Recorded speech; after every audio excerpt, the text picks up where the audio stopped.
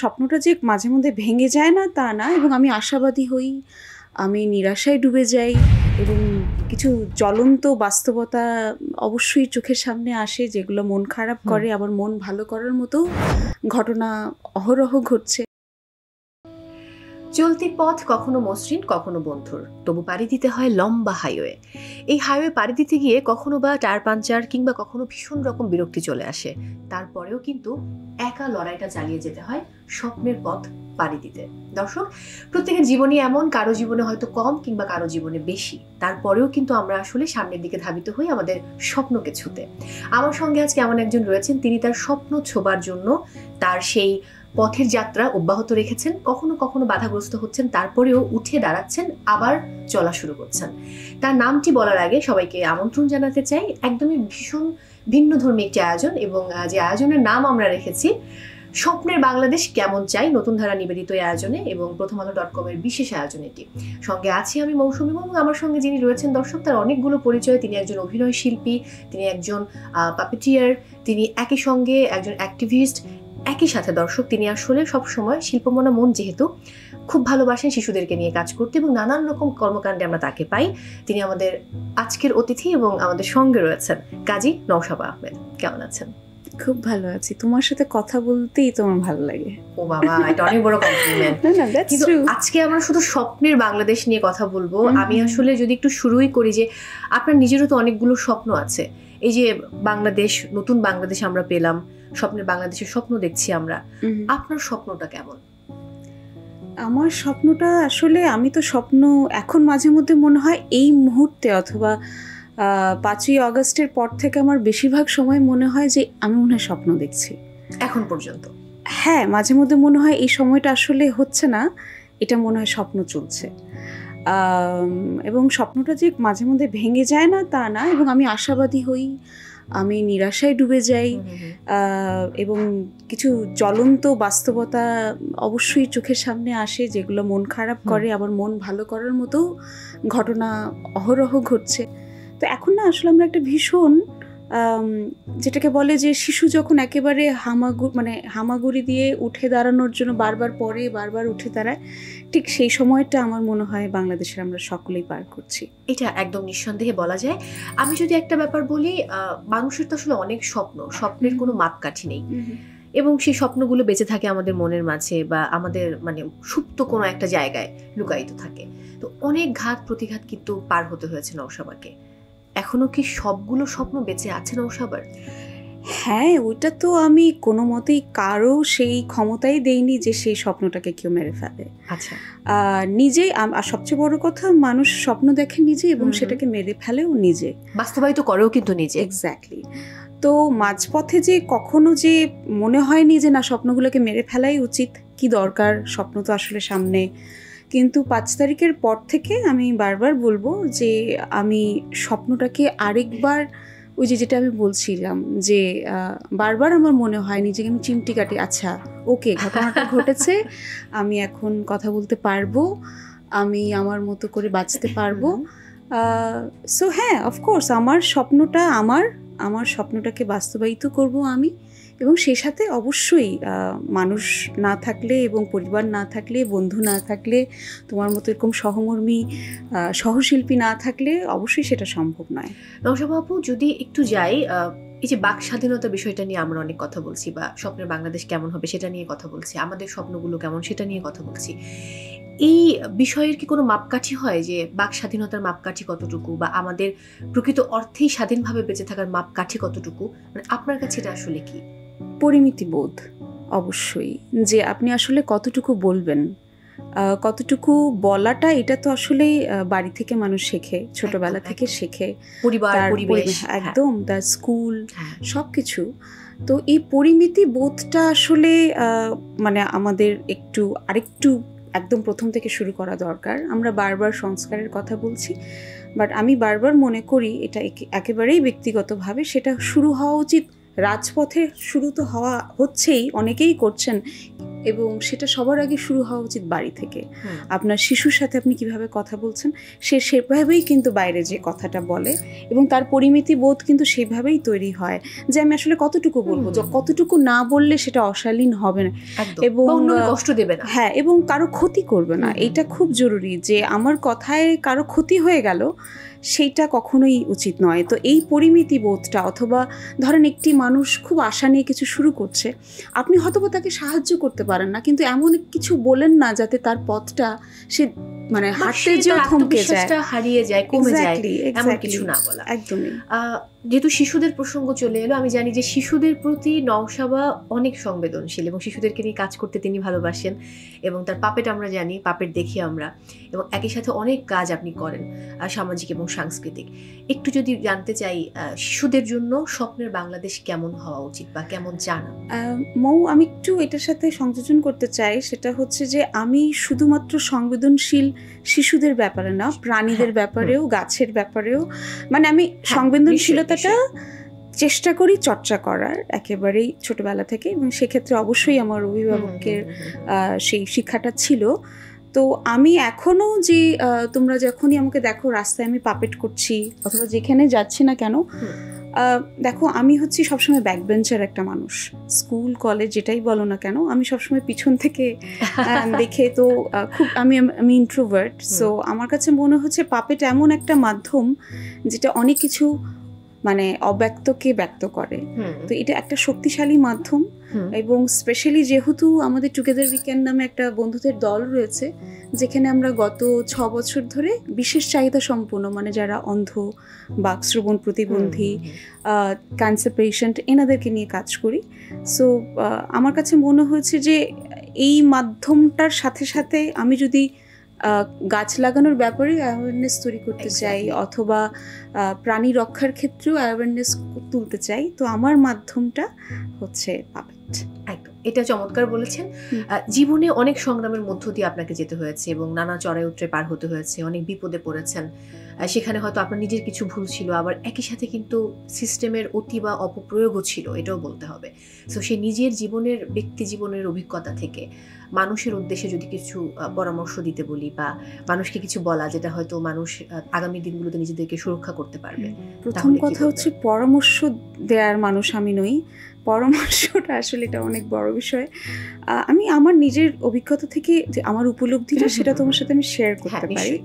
সেটা হচ্ছে যে পৃথিবীতে আমি এতটুকু মনে করি যে আমার বাবা, যখন আমি ওই সময়টা পার করছিলাম, আমার বাবা আমাকে বলেছিলেন যে একটা সময় যাওয়ার পর তুমি কিন্তু নিজেই বুঝতে পারবে যে তোমার জীবনের প্রতিটি অভিজ্ঞতা তোমাকে আসলে প্রসিদ্ধ করে, একদম ভীষণ রকম সমৃদ্ধ করে। হ্যাঁ, তো এই যে সমৃদ্ধ হওয়াটা, এটাকে আমি যতবার আমি বলি যে যারা যারা আমার পথে বাধা সৃষ্টি করেছেন তাদের প্রতি আমার থ্যাংক ইউ।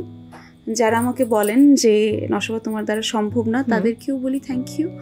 তো আমার মনে হয় যে আপনার জীবনে যে দুঃখ কষ্ট যেটা আসছে, সেটার পেছনেও কিছু একটা আপনাকে তৈরি হওয়ার জন্য প্রকৃতি বলেন, স্রষ্টা বলেন, আমরা যাকেই মানি না কেন, সে আপনার জীবনে সেই পরীক্ষাগুলো দেয় যে আপনি আসলে এই সময় কি আচরণটা করেন, এবং সেই আচরণটা দিয়েই কিন্তু আপনার ভবিষ্যৎ আপনি তৈরি হন। সো আমি আমার জীবনে যতগুলো বাধার সম্মুখীন হয়েছি, অবশ্যই যে আমি প্রথমে যে একেবারে মানে হেরে যাওয়ার মতো করে যে হেরে যাওয়ার ফিলিং হয়নি, অবশ্যই হয়েছে, কিন্তু একটা পর্যায়ে যে আমি দেখেছি যে দিন বা দিন আমার এই অভিজ্ঞতাগুলো আমাকে প্রসিদ্ধ করেছে। আমাকে মানুষের প্রতি একটা সময় আমার মনে হয়েছিল যে না, আমি আর কখনোই কথা বলবো না, আর কখনোই পাপেট করবো না, কখনোই মঞ্চে দাঁড়াবো না। মেয়েকে স্কুলে নিতে যেও আমার ভয় লাগতো যে মানুষ কি বলবে, কি করবে। তো তখন একটা সময় যে আমি বুঝলাম যে না, আমার এই সংবেদনশীলতাটাকে যারা বলছে এটা বোকামি অথবা এটা ভুল, সেইটাই কিন্তু আসলে আমার অলংকার। আমি ভুল করব কারণ আমি মানুষ, এবং সে ভুলটা স্বীকার করব এবং সেটাকেই সংশোধন করে এগিয়ে যাওয়াটাই হচ্ছে মনুষ্যের জীবন। আমি কয়েকদিন আগেই একটা বই পড়ছিলাম, তখন এমন একটা কথা ছিল যে আপনি 30 বছরে ভুল করবেন আবার উঠে দাঁড়াবেন, একই ভুল আপনি 40-এ গিয়ে করবেন, আবার উঠে দাঁড়াবেন, একই ভুল আপনি 50-এ গিয়েও করবেন। তো মানুষ ভুল করবেই, এটা খুবই একটা মানে সহজাত প্রবৃত্তি মানুষের। মেয়ের কথা যেহেতু এলো, আমরা এর আগে একটা শো করছিলাম প্রথম আলোর, এবং তখন কথা হচ্ছিল একটু, যদিও অফ এয়ারে কথা হচ্ছিল যে আপনি মেয়েকে নিয়ে গেছেন আমাদের আপনার কি বলে শাহবাগে, এবং সেখানে চারুকলায় বোধহয় কোনো কাজ করছিলেন, আপনি মাস্ক পরা ছিলেন অথবা মুখটা ঢেকেছিলেন, চেনা যাচ্ছিল না, কিন্তু মেয়েকে অনেকেই চেনে। তো ওরা মেয়েকে প্রশ্ন করছিল যে তোমার মা কেমন আছে, কোথায় আছে। এই যে মানুষের অতি চর্চার যে বিষয়টা নওশা বাবু, যেটা আমাদেরকে খুব ব্যথিত করে, কষ্ট দেয়, এটা হয়তো যারা করে তারা হয়তো বুঝে না যে আমরা কষ্ট পাই। কি বলতে চাইবেন আসলে এই প্রসঙ্গটা নিয়ে? প্রথমত ওই যে আমি বারবার বলছি পরিমিতি বোধ, যে আমি আসলে প্রথম কথা হচ্ছে যে অবশ্যই আমরা পাবলিক ফিগার, আমাদের ব্যাপারে মানুষের একটা ইন্টারেস্ট থাকবেই, এটাই স্বাভাবিক এবং এটাকে মেনে নিয়েই চলতে হবে। কিন্তু আমি একটি শিশুকে কতখানি প্রশ্নটা করতে পারি। আর বিষয়টা হচ্ছে যে ধরেন আপনারা যদি, অবশ্যই সেটা আমার ক্ষেত্রে শুধু নয়, যে কোনো কারো ক্ষেত্রে, যে আমি এমন কিছু তাকে বলবো না যেটাতে তার ক্ষতটা আরেকবার উগড়ে ওঠে, এবং স্পেশালি সেটা যদি তার সন্তান হয়ে থাকে, সেটা তো নিশ্চয়ই না, সেটা পাবলিক প্লেসে তো আরও নয়। তো এই যে পরিমিতি বোধটা, এইটা না আমাদের, মানে এটা না আসলে চর্চাটা শুধুমাত্র আমরা এখন তুমি আর আমি বললে হবে না, এটা বললে হয়তো বা কমেন্টে দেখবেন যে অন্য ধরনের কমেন্ট পড়ছে। হ্যাঁ হ্যাঁ, তো আমাদের যেটা করতে হবে সেটা হচ্ছে যে এটা না একেবারে শিক্ষা ব্যবস্থায়, মানে আমি তো বলতে চাই যে আমাদের মানে শিক্ষা ব্যবস্থাটা খুব জরুরি, যে আমরা সহমর্মিতা অথবা সংবেদনশীলতা, আমরা যেমন সব সাবজেক্ট পড়াই, কেন আমরা মানবিকতা নিয়ে কোনো কথা বলি না, নৈতিকতা, মানবিকতা, এই বিষয়, মূল্যবোধ, এগুলো কেন কথা বলা হবে না? এটা একেবারেই, যদি সে শিশুটা বাড়ি থেকেও সেটা না শেখে, যাতে সে স্কুলে এসে সেটা শিখে, এটা খুব জরুরি। আদারওয়াইজ আমরা সেটা স্টপ করতে পারবো না। একদম, একেবারেই তাই। আমি একটু অন্য প্রসঙ্গে যেতে চাই। আমি জানি যে নওশাবা, শুধু আমি না, এটা সবাই জানে, আদ্যপান্ত একজন শিল্পের মানুষ, ভীষণ রকম সৃষ্টিশীল একজন মানুষ, এবং যার সৃষ্টিই যার নেশা।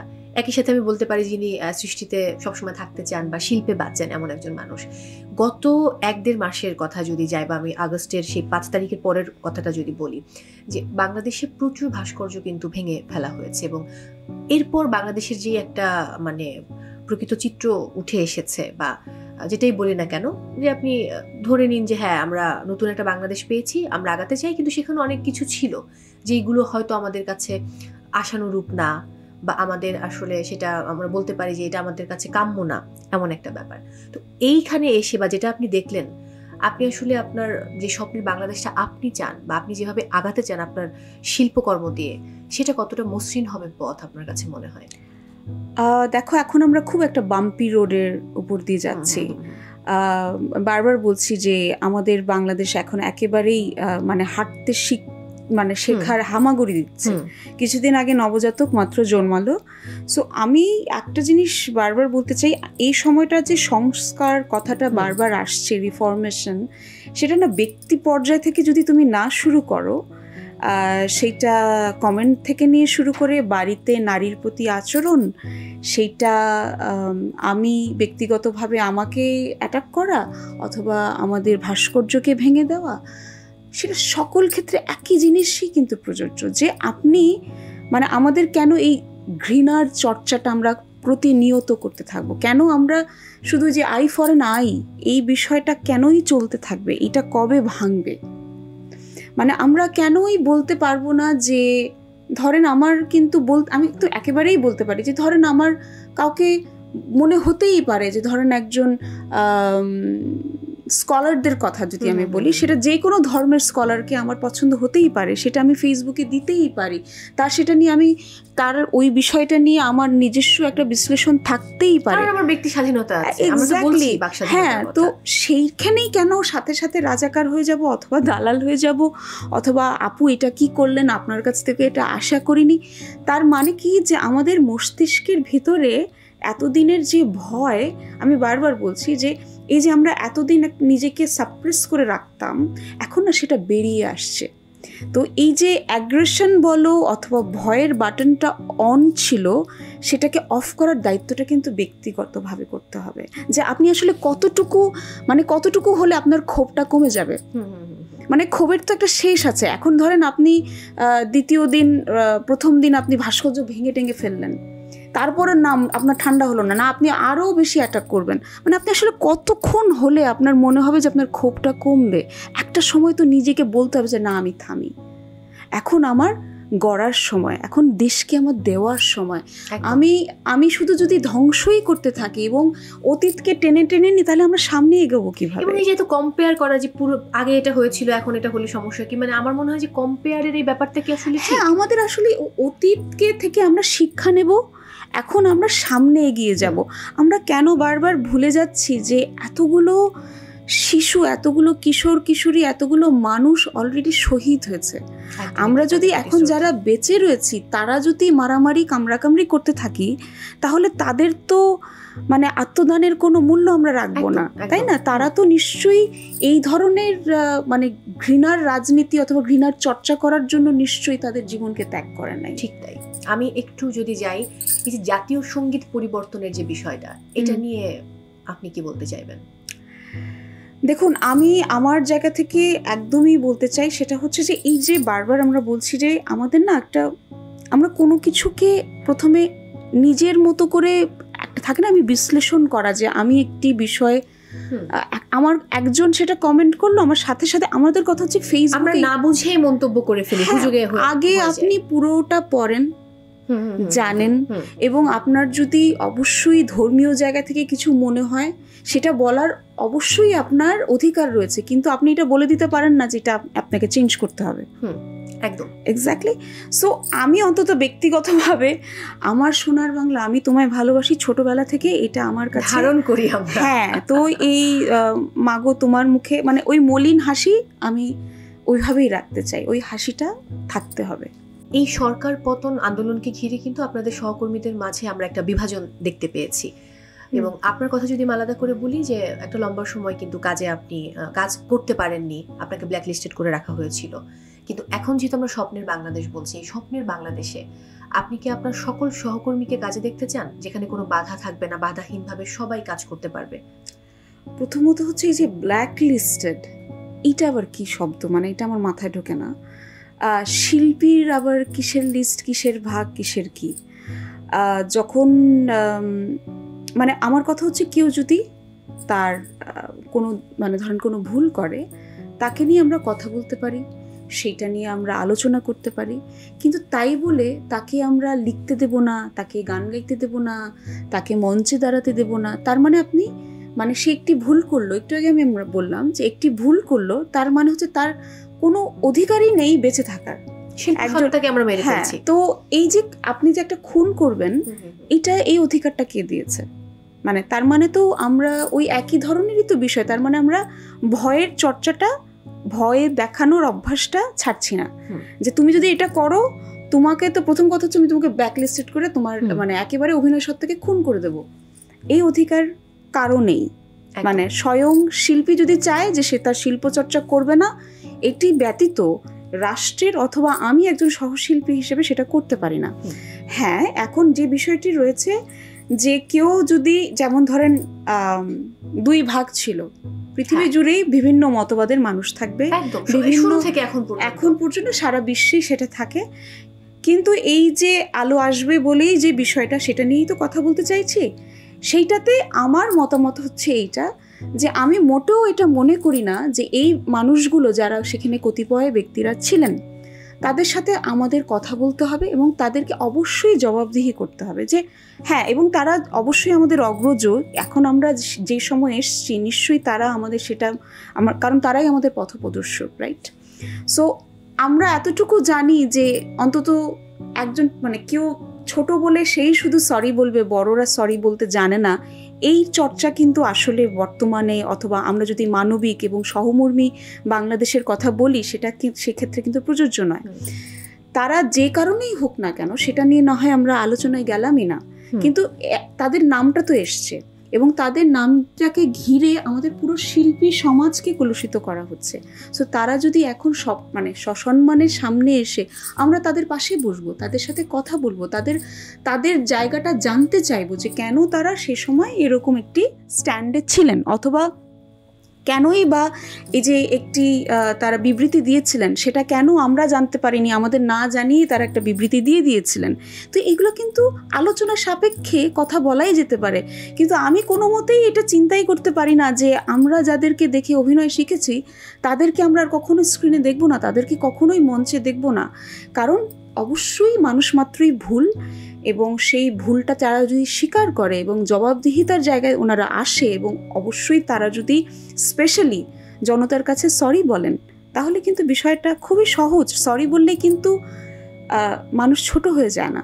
সো অন্তত এইটাই তো নিশ্চয়ই আমরা নতুন বাংলাদেশে এই চর্চাটা নিশ্চয়ই রাখবো। একদম। আমি একেবারেই শেষে রয়েছে অনুষ্ঠানে, শেষ প্রশ্ন করতে চাই, এবং শেষ প্রশ্নে যদি একটু জানতেই চাই যে আপনার যে স্বপ্নের বাংলাদেশ আপনি ভাবছেন, সেখানে ডিরেক্টর আর্টিস্ট সিন্ডিকেটের ক্ষমতা কতটুকু হ্রাস পাবে বলে মনে করেন? একই সাথে মানে ভিউয়ের কথা বাদ দিয়ে একজন যোগ্য মানুষকে বাধাহীনভাবে কাজে নেওয়ার ক্ষেত্রে কতটা অগ্রসর হবে বলে মনে করেন? এটা হচ্ছে কি যে দেখো, আমরা তো আসলে কত বছর ধরে তো আমাদের চর্চাটা হচ্ছে লাইন ভেঙে সামনে চলে যাওয়ার, ঘুষ দিয়ে কোন একটি কাজকে বের করার। এটা কিন্তু আমাদের শরীরে, মননে, মগজে কিলবিল করছে। সো এইটা না ব্যক্তি পর্যায়ে প্রথমে হচ্ছে এটাকে ডিটক্স করতে হবে, যে না আমি এখন থেকে সেটা করব না, আমি প্লাস্টিকের পলিথিনে বাজারটা করব না। সো এই ব্যক্তি পর্যায়ে প্রথমে কাজ করতে করতে তারপরে কিন্তু তুমি একটা সাংগঠনিকভাবে যেতে পারো। সো এই ব্যক্তি পর্যায়ে যে সুবিধা নেওয়া এইটা প্রথমে বন্ধ করাটা আসলে আমাদের সকলকে ব্যক্তি পর্যায়ে শুরু করতে হবে। আগে আমি কি দিব সেটাকে প্রশ্ন করতে হবে। আমাদের একটা চর্চা ছিল যে সবসময় আমরা অন্যকে থুতু দিতে পছন্দ করি, তুমি এটা করো নাই। আমি আসলে নিজে কি করেছি? আমি কি আসলে সেই সময়টা পাশে দাঁড়িয়েছিলাম? আমি নিজেও তো ব্ল্যাকলিস্টেড ছিলাম। তো এখন আমরা যারা অনেকেই অনেক কথা বলছি, কেউ কি আমাকে কখনো জানতে চেয়েছেন যে নশবা আসলে কি হয়েছিল, আসলে তুমি কিভাবে চলছো, আসলে কেন তোমাকে ব্ল্যাকলিস্টেড করা হয়েছে? অবশ্যই এবং এই ক্ষেত্রেও কিন্তু তরুণরাই এগিয়ে এসছে, এবং তরুণরাই কিন্তু আমাদের এই যে এতদিনে জটলা পাকানো একটা সিস্টেম, সেটাকে তারা ভেঙে চুরে একেবারে নতুনভাবে আমাদের সামনে দিয়ে বলেছে নাও দেশটা গড়ো। তো এখন দেশ গড়ার ক্ষেত্রে আমরা এখন এই যে সিন্ডিকেট কথাটা বারবার আসছে, এটা আসলে একেবারে বাড়ি থেকে শুরু করতে হবে। এটা যতক্ষণ না হচ্ছে, এবং ব্যক্তি পর্যায়ে শুরু করতে হবে। এবং আমি আসলে নিজেকে অন্যকে বলার আগে নিজেকে জিজ্ঞেস করুন, নিজেকে আয়নার সামনে দাঁড় করান যে আপনি কি নতুন বাংলাদেশ তৈরি করার জন্য রেডি কিনা। একদমই তাই। অসংখ্য ধন্যবাদ। আমার মনে হয় যে আমাদের প্রত্যেকের জায়গা থেকে আলাদা করে উদ্যোগ নিতে হবে, তাহলে আসলে সম্ভব আমাদের স্বপ্নের বাংলাদেশ গড়ে তোলার। অসংখ্য ধন্যবাদ আজকে সময় দেওয়ার জন্য, এবং নতুন ধারার পক্ষ থেকে অনেক ভালোবাসা, প্রথম আলোর পক্ষ থেকে অনেক ভালোবাসা। আমি বিদায় নিচ্ছি দর্শকদের কাছ থেকে। দর্শক, বিদায় নিচ্ছি আজকের মতো নতুন ধারা নিবেদিত আমাদের বিশেষ আয়োজন, এবং যে আয়োজনের নাম আমরা দিয়েছি স্বপ্নের বাংলাদেশ কেমন চাই। আপনারাও কমেন্ট করতে পারেন, কমেন্টে জানিয়ে দিন আপনারা কেমন চান আমাদের স্বপ্নের বাংলাদেশ। সবাই অনেক ভালো থাকুন প্রথম আলোর সঙ্গে।